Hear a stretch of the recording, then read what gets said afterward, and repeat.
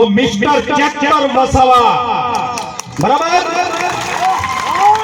એ થોડીક ક્ષણોમાં અહીંયા આપણી વચ્ચે આવી પહોંચવાના છે. પણ આયોજન કમિટી પ્રથમ જે બોલવાનો અવસર આપ્યો એમનો હું તહે દિલથી આભાર માનું છું. મિત્ર, 5મી અનુસૂચિ વિસ્તાર છે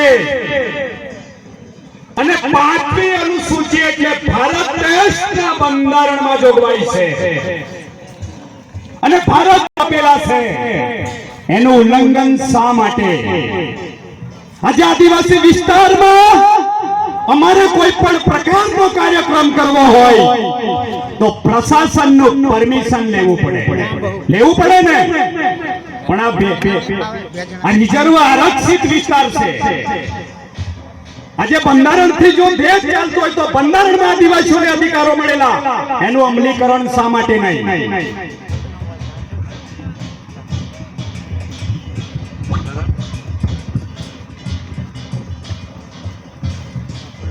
બરાબર, આપણી લડાઈ આજથી નહીં, હજારો વર્ષની લડાઈ છે. પણ આપણને ઇતિહાસમાં એટલું જ ભણાવવામાં આવ્યું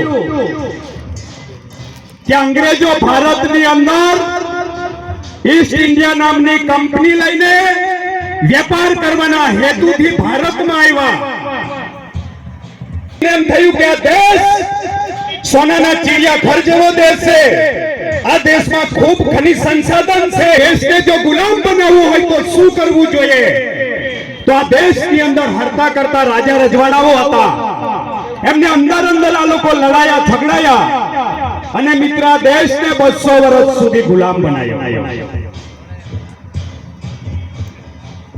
એના પહેલા દેશની અંદર મોગલો હતા. મોગલો પણ ભારતમાં 900 વર્ષ સુધી શાસન કર્યું. એવી ઘણી બધી પ્રજાતિઓ જે ઇમિગ્રેટ લોકો કહેવામાં આવે, આ ભારત તરફ આવ્યા અને આદિવાસી દેશના રાજાઓ હતા ને આજે પણ છે. આ વસ્તુ દરેક સમજી લેવાની જરૂર છે. અમારા ગામમાં અમારું રાજ, બરાબર ને?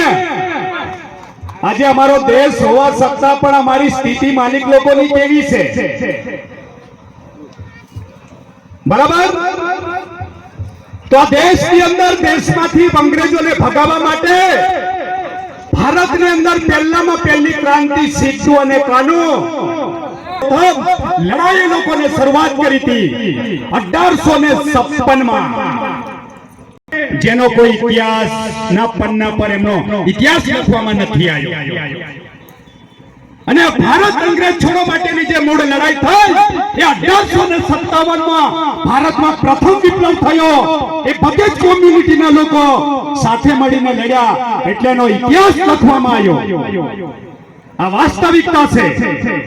અને ત્યાર પછી મિત્રો 1900